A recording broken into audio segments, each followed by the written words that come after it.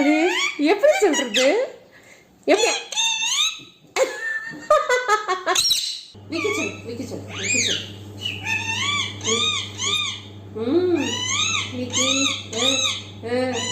சரி சாமி. ஏன்டாச்சு?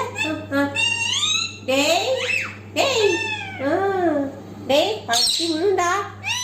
டேய் டேய் விக்கி விக்கி சொல்லிடு. விக்கி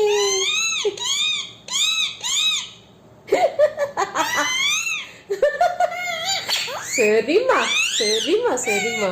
அம்மா உன் மூக்கு அழகா இருக்குடா. சூப்பரா இருக்குடா மூக்கு. இந்த கை கடி பறிச்சுக்கோ.